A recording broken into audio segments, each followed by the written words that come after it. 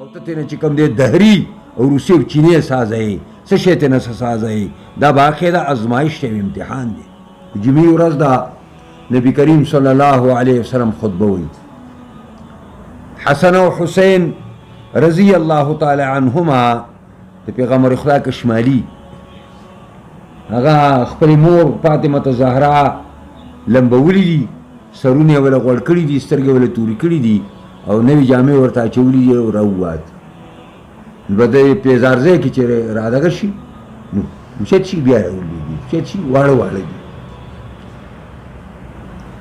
رسول الله صلی الله علیه وسلم خطبه پس خطبه بند کړه خوش لا پیزار دواړه واړه راوځي هغه کې نیولې دي په منبر ودرېده صدق الله صدق الله مرګرو الله رښتیا وایي انما اموالکم و اولادکم فتنه دا واړه مې ولیدل په ځان پوه نه شوم تاسو ته مې خطبه بنده کړه او لاړم دا مې راواخیسته په غېږ تاسو بچي او ستاسو مالونه ستاسو ازمایش بخاری حدیث ته یو ځلې انس رضی الله عنه وایي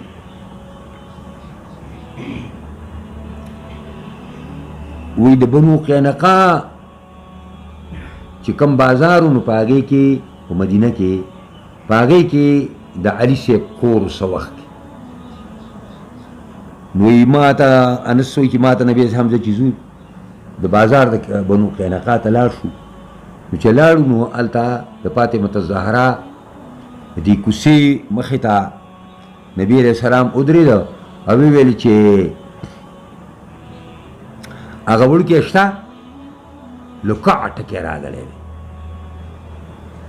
سمه لکع یعنې هغه وړکې کور دی او هغې ورته چې او کور دی نبي علیه السلام بار کېناسته حضرت انس فرمایي په خپله د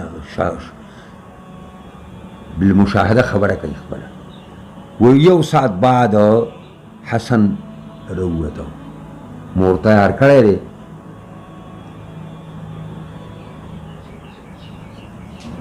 چې راووت نو نبي علیه السلام ته لاس تاسې کړ نو ماشوم هم ورته لاس تاسې کړ نبي علیه السلام داسې په غېږ کې ونیو همدا نبي علیه السلام ګلونه وکړه نه انما اموالکم و اولادکم فتنه وان الله عنده اجر عظیم یقینا په نزد الله باندې ډېره لویه مزدوري ده بله نه ده یا ایها الذین آمنوا ای ایمان والو ان تتقوا الله که تاسو د الله نه یریږئ یجعل لکم فرقانا وبګرځئ تاسو دپاره فرقان فرقان معنا داسې نور بدله درکي داسې پویه بدله په دې زړه کې درکي چې ته به د حق او د باطل د جایز او د ناجایزه د حرام او د حلال فرق به کولی شي ویکفر عنکم سیئاتکم او لر به کي تاسو نه ستاسو ګناهونه ویغفر لکم او معاف به کي تاسو ته معافي به وکړي تاسو ته والله ذو الفضل العظیم الله خاوند د مهربانۍ ډېر لوی دی دا نبی صلی الله علیه وسلم مکه کې دی او یو ورځ کفارو ډېر سازشونه به کول یو میټینګ یې راوغوښته په دارالندوه کې دارالندوه د هغې اسم لحالو د مکې والو مشرکانو اسم لحال دارالندوه به یې ورته ویله هغې دارالندوې ته هغې یو اجلاس راوغوښت ابلیس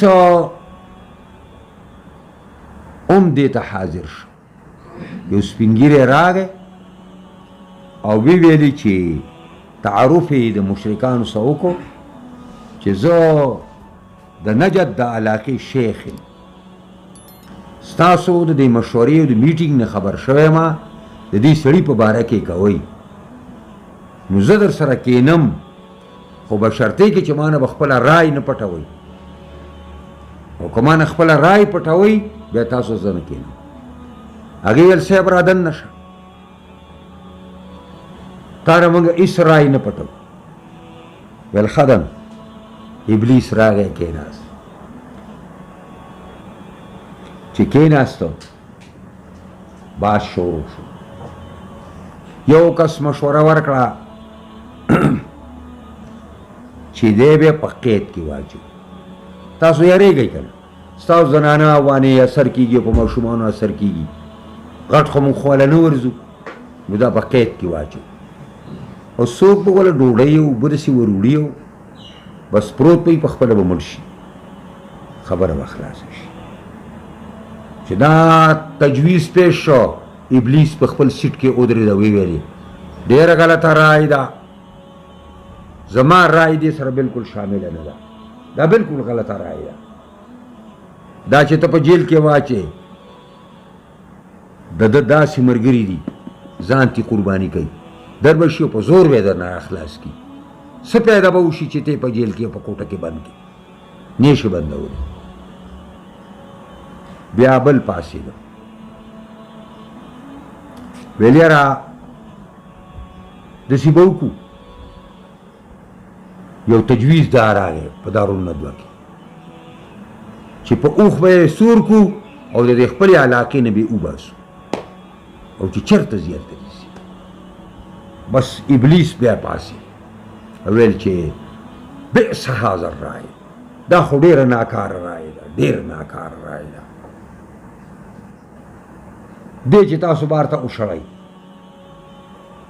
د ده د خولې دا خوږوالی، د ده د ژبې دا چلن او د ده دا خبرې چې د خلکو ړونه رانیسي، د الفاظ دي ړونه، د خلکو ړونه رانیسي او ځان ته یې راکنچ کوي. دا چې تاسو بار ته ولېږئ، داسې یو لویه جته به تیاره کړي او درپسې به راشي. خبره خو د کافر بچي به ده نه کوله، داسې ونه شوه څه مکهسې وشوه که نه، چې مدینې ته یې مجبوره کړه. مدینه کې انصار مدینه پیدا شو، مرال په 10 کال په 8 کال د هجرت باندې راغله او فتح مکه وشوله. نو دغه وایي دا بلکل غلطه رای ده، بار به شړی نه. ابو جهل پاسېده، کوم چې رئیس ردوي، او دا ابو جهل ورته پیغمبر خدای وایي، د جهل پلار، دا د حکمت پلار و، دته ابوالحکم ویو. ابوالحکم پاسېده علیهم علیه، چې پاسېده ویل زه یوه رای پیش کوم او صرف دا رای ده او بله رای نه منم او نه پیش کوم. او هغه زما رای دا ده چې د قریشو د هرې قبیلې نه د یو نوجوان لک راپاسي، تیرې توره په لاس، او په یو ځل دې دا تورې اوچتې کړي او ورله ته یې راواچوي دله او مړ دې کړي. دا قریش، د قریشو د ټولو قبیلو مقابله بنو هاشم نشي کولی. اخر به مجبوره شي دیت ته، او دیت به ورله راټول کړو او دې سړي نه به موږ راحت حاصل کړو. ابلیس پاسېده، ویل چې دې جوان که رای پیش کړم، دا رای زما هم ده، دا رای زما هم ده. بس مرګ د ده پرده ده او دا کار وکړي. په دې باندې فیصله وشوه او دا حساب کتاب پوره شو. هلکان یې برابر کړه، تورې وله ورکړې. نبي علیه الصلاة والسلام ته جبریل راغی، دلته خوبونه کې لاس دی، ستا خلاف سازش ساز شو، څه کې؟ نبي علیه الصلاة والسلام ته ویل چې ته اوس ځه. علي رضی الله عنه یې راوغوښته، علي هغې کراو او ویل زما پرې کټ کې سمله او زما دا صادر واغونده او تا ته به هېڅ تکلیف نه رسي، او دا امانتونه ما سره د پلاني کافر او د پلاني او د پلاني او د پلاني او د پلاني امانتونه دي، دا به سار هغې ته حواله کړي. زه لاړم او نبي علیه الصلاة والسلام یو موټی شګې راواخېستې او د کفارو د سترګو طرف ته یې داسې وروشیندلې او ویل شاحت الوجوه، بدنماري شي دا د کفارو سترګې مه ګرې. نبي علیه السلام ته لاړ. بیا دوی ناست دي چې سهار دی راپاسي، نو په ایښه باندې ټول حمله کوو په دغه باندې. نو چې هغه راپاسېد، هغه علي رضی الله تعالی عنه نبي علیه السلام ته ووته، هغې ته قرآن اشاره کوي، وایي اذ یمکر بک الذین کفروا، هغه وخت چې فریب او چل کو پتا باندې کسان چې کافرانی میټینګ کو په دارون ندوه کې او هغه یو تجویز رومبیا داو لیثبتوک چې قید کی تعالی را خدا رای ابلیس مسترد کړلا او یقاتلوک یا ملکی تعالی را دا مشوره و چې دی ملکو او دا تجویز منظور که ابلیس او یخرجوکا یا اوخ کی تعالی را او باسی تعالی را دی مکینا دا دویم تجویزو و ترتیب کی دلتا اگر طول نرستو شوئے نور پا حقیقت کے لیثبتو کا مخ کے دے یخرجو کا ورپسے دے او یقتلو کا طول نرستے دے دا ابو جہل پیش کڑیو او پاگے بانی دسخط ورطا چکم دے دا ابو جہل استاذ ابلیس ملعون کڑیو وزکوائی وَيَمْكُرُونَ دی تدبیرون کول وَيَمْكُرُ اللَّهُ اللہم تدبیر کول دین تدبیرون کول پیغمبر دا ختمولو او اللہ تدبیرون کول دی تدبیرون دا ختمولو دا پارا واللہ خیر الماکرین اللہ بہترین تدبیر کون کو نرے وَإِذَا تُتْلَى عَلَيْهِمْ آیاتنا کلی چلسٹیکی کی پریبانی آیت رزمنگا قالوا نوائی قد سمعنا منگا واوریدا اوریدی لی جی لو نشاء کزم خوخشی لقلنا مثل هذا من بم داسی وایو دا با نظر ویل نظر ابن حارسه و خطرناک کافرو اگه بدا خبری کوری منگو آوری دی سارا خبری که منگو غارو منگو هم دا کسی خبرو کلاتا چی سنگا کے ان هذا الا ساتیر الاولین ندے دا قرآن مگر کسی دا پخوانو خلقو دی دا زڑی کسی دی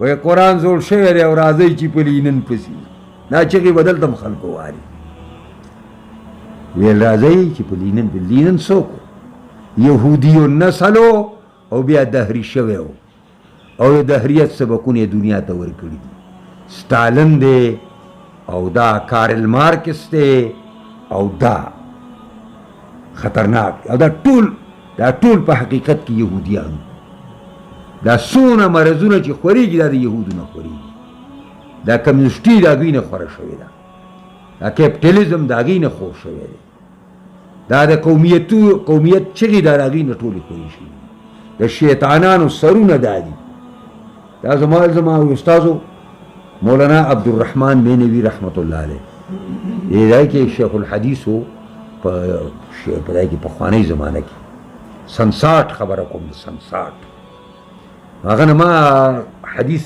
دسی نو بیلی ما تا بے شرط عجیب لیو ما زگر کے ما دا سے استازو تازو منگا سابیق صاحب جیدے جاڑای سابیق صاحبان اگی چکم دینو اگر شاگردانو دا پا اگر دورے ور سرکولا پا اکال بانی او زما دا دوی مدرجه وا پا اگر دا نو زما دا سے استازو نو دا غیر زویو زور سبے دبئی کی میرا ایدو عبید نمیو داگو نو آگا تا بے کل کل ٹوکی کوری کوڑی کی بیا منگو آگا پا جامعہ کیو زا حقانیہ کیو منظبہ دا آگا زیتا دیر بیا رات لما او دا اکثر با مقامات زان سر آواو گیستنو پخپو منو رزور کو مقامات انہیں سے خور کردو دا یو یوٹی کی تپوسو میں دیتا اور زبردست سو یواز شیخ الحدیث نو کر زبردست مدرس عالم آگا پری فنونو کے نو کلا کلا عبید تبیٹو کولی اللہ تبا لکا دی پلانی سرزی سبق لخا وما تا لکا پلانی آتا نمو پلانی ویل دا مولا سڑی زوی چی خشی کنا ویل سامی نینو ویل چی آرامی شی کنا نو لمبردست آرامی نو دا خبر در شیخ صاحب دیر پارا ماو کرد شیخ عبدالرحمن مینوی رحمت اللہ علیہ دیر پارا چی نار پیغمبرانو بچی دی دا یهود کنا نو چی دا رامیان شوی دی پا دنیا کے لمبردست رامیانن یهود دا تاسو سوچو کئی پری خواهد لمبردست رامیان چی دی پا دنیا کے نن یهود دی یعنی دا امریکا ماگی پا خرسورا کردی دا یوروپ ام طول پا خرسور کردی دا روسیان ام سواری کردی دا چینیان ام سواری کردی او دا اندوان ام سواری کردی اندوان خیرون دی او دا مومنانو دا مسلمانانو او دا قرآن و سنت ذاتی دشمنان دی دا پا مصر کے چی سی راوستے دے دا چا راوستے دے دا 10,000 مسلمانان ماشومان زنانا نارینا په یو ورځ شهیدان شو. دا ولې دا چا وکړو؟ هغې ته کومه خطره وه هغه زنانو نه د هغه ماشومانو نه کومه خطره وه؟ را به شي دې تپوس به الله کوي بیا. نو ځکه وایي وإذا تتلى عليهم آياتنا قالوا قد سمعناه شدا وایي ان هذا الا اساطیر الاولین. اساطیر الاولین پورې خبر استاد شوی وه چې دا کیسې د پخوانو دي، دا زړې شوي کیسې دي. ښایي دا روشن خیال وایي دوی 1400 کاله مخکنۍ خبرې زوتی. ما ویلې ته 14,000 کاله مخکې خبرې زوتی د شیطان کله دا خبرې کړي دي او ته رالګیایې د هغې هغه پیروي کې. او موږ د پیغمبرانو خبرې کوو ته د شیطانانو خبره کوي. وإذ قالوا اللهم إن كان هذا هو الحق من عندك فأمطر علينا حجارة من السماء أو ائتنا بعذاب أليم. دی قریش به دا دعا کوله. وإذ قالوا هغه وخت چې امر آیات کوي ځان ته، دا هوښیار خلک هم ځان ته آیات کوي. قالو چې ویل به دې قریشو اللهم اے خدایا ان کان هذا هو الحق، کدا قرآن ستا د طرف نه حق وي، کدا قرآن ستا د طرف نه حق وي او راغلی رښتیا، نو فامطر علینا حجارتان راورې په موږ باندې کاڼي د اسمان نه، او ائتنا بعذاب علیم، یا راکې موږ ته یو راولې موږ ته یو عذاب درناک. یو ځلې حضرت معاویه رضی الله تعالی عنه خلیفه دی، نو د یمن د سبا د ښار یو سړی ملاقات ته راغی. دا معاویه رضی الله عنه سې دغه مو داسې ټوکې به هم کولې، ګپ به هم لګاو. نو راغی کوم ځای نه رالې ملګريه؟ وایي زه د اهل سبا نه رالم. جي سبا ښار نه رالم. ها سبا نه رالې ویلاو هلکه ستا دا مشران ډېر کم عقل نو؟ ویل څنګه جي؟ ویل که نه، ویل لکه جینۍ په ځان باندې مشره کړې وه. جینۍ داسې جینۍ به وایي هغه یې په ځان باندې مشره کړې، بلقیس یادوي. نو سړی ورته وایي جي که خفه کېږئ نه، نو تپوس دا کومه چې زما دا مشران ډېر کم عقل که ستا دا مشران ډېر کم عقل. هغه ویل ولې زما مشرانو څه کړي؟ ویل ستا مشرانو دا کړي دي. دا آیات یې ورته وویل. وإذ قالوا هغه وخت چې وویلې دي قریشو اللهم إن كان هذا هو الحق من عندك، خدایه که دا قرآن ستا د طرف نه حقي، نو داسې دعا وله پکار ده چې فهدنا به. سبا سړی ورته وایي داسې پکار ده چې خدای موږ ته په هدایت راکړه که دا رښتیا ستا کتاب وي. نو ستا مشران وایي چې که دا کتاب رښتیا ستا د طرفه وي نو په موږ اسمان نه کاڼي راووروه. معاویه رضی الله عنه غلی شو. دا کله کله سي ګپ به هم لګو. دا ځکه وایي دا ډېر کم عقل خلک وو چې داسې دعا یې نه کوله چې موږ ته په هدایت وکړي، بلکې دا دی چې موږ بیا عذاب علیم راته راوله. وما كان الله ليعذبهما، نه دی الله چې عذاب ورکړي دوی ته وانت فیهم، او ته په دې کې یې. داسې نه کېږي چې ته دې مکه کې موجود یې والله دې استثالي عذاب په دې راولي. امت باندې هغې پورې استثالي عذاب نه راځي چې پیغمبر پکې موجود وي. د پیغمبر موجودوالی په امت کې دا د امن ذمہدار دی. هغې پورې استثالي عذاب الله قوم ته نه ورکوي چې څو پورې پیغمبر ژوند دی. او نمبر 2 وما كان الله معذبهم، نه دی الله دی له عذاب ورکوونکی وهم یستغفرون، حال دا دی چې دوی بخښنې غواړي. دو خبرې دي دعا چې دا دو خبرې موجودي نو قوم ته به امن حاصلي. یو چې د الله پیغمبر په امت کې څو پورې موجودي، نو استثالي عذاب معنا دا ده چې داسې عذاب راشي ټول کچه بچه ختم شي، داسې عذاب به نه راشي چې پیغمبر موجود وي. او نمبر 2 دا چې که پیغمبر نه وي نو بیا استغفار چې په دې مکه کې خو پیغمبر خدا اویستی شو، خو مستضعفین زنانه او نارینه بوډاګان ماشومان هغوی به دقه مکه معظمه کې الله تعالی ته بخنې به غوښتلې ده الله رب العزت نه، استغفار به یې کو.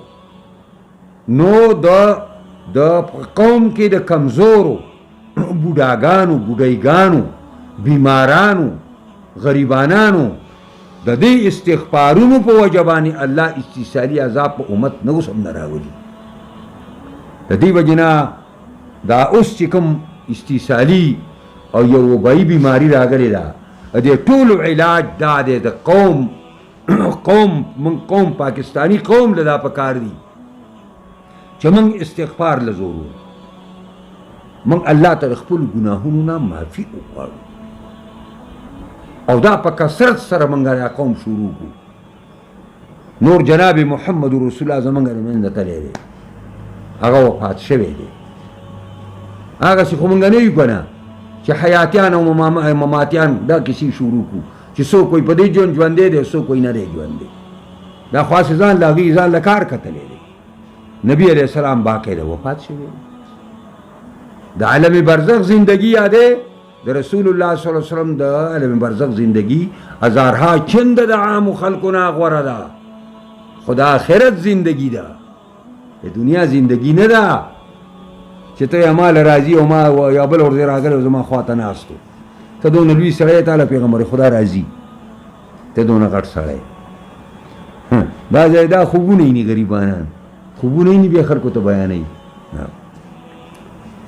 وما لهم الا يعذبهما سری دوی لرا چې نه به عذابوي الله دوی لرا وهم يصدون عن المسجد الحرام او دوی بندوي خلکو له د مسجد حرام نه. دا آیت اشاره کوي چې نبی کریم صلی الله علیه وسلم په حدیبیه کې راغی، هغه او د هغه ملګري هغه بیت الله ته پرې نه ښودل، عمرې ته پرې نه ښودل او طواف ته پرې نه ښودل، سعی ته پرې نه ښودل.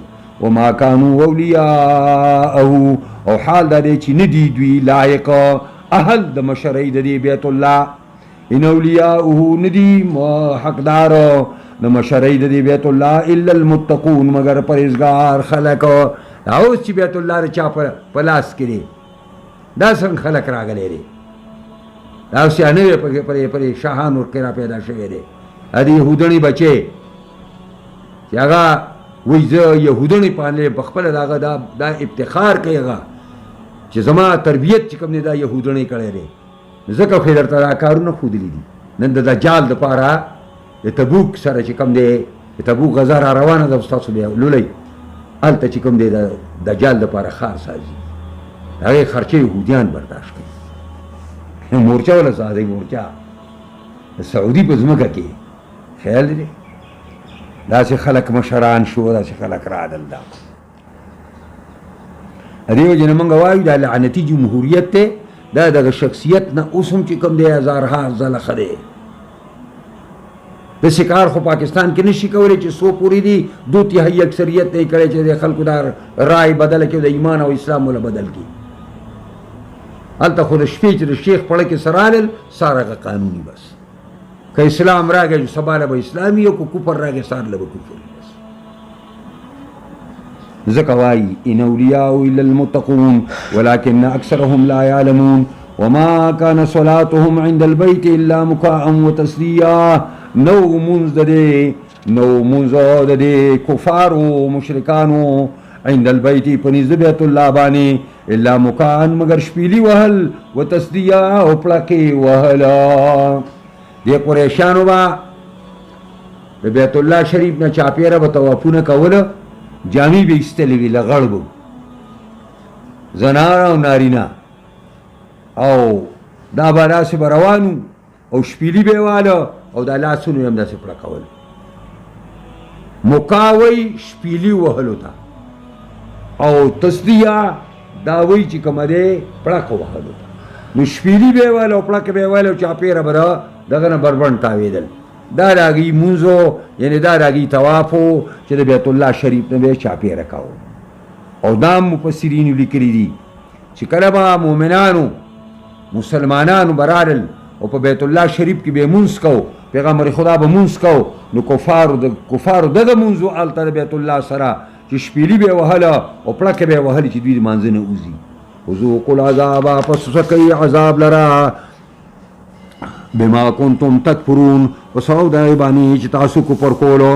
ان الذين كفروا یقینا هغه کسانو چې کفر یې کړی دی ينفقون اموالهم خرج کوي به خپل مالونو لره. دا چې کله جنگ بدر وشو 80 تنه صنادید قریش وجلی شو، 80 تنه په قید کې راوستې شو، باقي وتښتېدل. چې هلته لاړل ابو سفیان وویلي چې بای ډېر لوی زیان قوم ته راغی او دا کومه قافله چې زما په سرګردګۍ کې په خیر و خوبۍ راله مکې ته د دې دا مال که تاسو تقسیموئ نه او د چا دی دا ټول راوالی چې د دې سړي او د ملګرو نه پې بدل د خپل مشرانو والي. هغه د قافلې مالې د پیغمبر خدا او د صحابو خلاف د اسلحې په شکل باندې استعمالو. نو قرآن هغې ته اشاره کوي ان الذین کفروا ينفقون اموالهم یقینا کسان چې کفر یې کړی خرج کوي به خپل مالونه لیصدوا عن سبیل الله دې دپاره چې بند کي خلک د دین د الله نه فسینفقونها پس زرده چې دوی به خرج کوي دي مالونه ثم تکون علیهم حسرا بیا به شي دا دوی باندې سبب د تاوان ثم یغلبون بیا به دوی مغلوب کړی شي. هغه ابو سفیان هغه ټول مالو لګاو په آخر کار فتح مکه کې الله ذلیل او خوار کړ. والذین کفروا الی جهنم یحشرون کسان چې کافران دي جهنم ته به راجمع کېدی شي. لیمیز الله الخبیث من الطیب دې دپاره چې ځان لکي الله پلیت لره د پاک نه. مشرک او کافر پلیت دی او مؤمن او مسلمان دا پاک دی. ویجعل الخبیث بعضه علی بعض او ګرځوي بعضې خبیثان بعضې په بعضو باندې یعنی مشرکان لاندې باندې جهنم ته ور واچوي فیرکمه جمیعا پس لاندې باندې کی فیرکمه پس راجمع کی دوی لرا جمیعا ټول. الله تعالی با دې جهنم ته با دا کافران دا کس ور لړکوي په یو بل پاسه به ورغورځوي په یو بل پاسه به ورغورځوي او داسې به کمرې سازیږي د هغې نه. فیجعله فی جهنم پس ګرځوي الله دی لرا په جهنم کې. اولئک هم الخاسرون دا کسانو دوی کامل تاوانیان دي. قل للذین کفروا وایا کسان ته چې کافران دي ان ینتهوا که دوی قلاریږي اوس ترې کفر نه توبه تایب کیږي نو یغفر لهم ما قد سلف معاف بشي دوی ته هغه چې مخکې څه کړي دي. اسلام کې دا شعر چې ان الاسلام لیهدم ما کان قبله چې اسلام دې راوړه مخکې چې دې څه کړي ټول ختم شو. وان یعودو که دوی واپس کیږي مخالفت د پیغمبر ته د اسلام ته فقد مضت سنت الاولین یقینا تیر شوې ده طریقه د الله په مخکنو قومونو کې څنګه قومونه هلاک کړي دي عادیانو لولا سمودیانو لولا قوم لوط لولا او قوم شعیب وګوره. وقاتلوهم حتی لا تکون فتنتنا جنگیږئ د دې کفارو سره کافرو سره جنگیږئ او کمې پورې به جنګ کوئ حتی لا تکون فتنتن حتی چې باقی پاتې نشي شرک او کفر دنیا کې هغې پورې به جنګیږئ چې کافر پاتې نشي مشرک پاتې نشي. هندو څومره په زور کې دی دلته چې په کشمیر کې زمونږ په مسلمانانو باندې لوبې کوي لوبې لګیا دي. همونږ یاران ورته چې زمونږ یاران چې دي دا د روغې جوړې ډېر زیات په روغه جوړه مین دي. دوی هغې ته دعوتونه ورکوي چې راځئ خپل کور ساز. څنګه کور سازئ؟ کور خو به هله سازېږي چې زما کور چا نیولی ما ته پرېږدي زه به ورسره کور ساز کړم او چې زما کور ما ته نه پرېږدي زه به خپل څه شي باندې سازئ.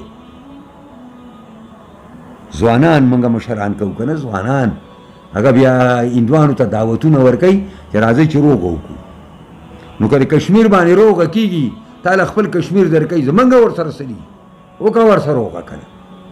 حتی کشمیر خو لاړه خېټې ته ورچوي لګیا دی نه به یې ورچوي چې خیر انشاءالله دا به هندو د خېټې نه روزي هسې نیندوره خېټه به دې دپاره شلېږي انشاءالله.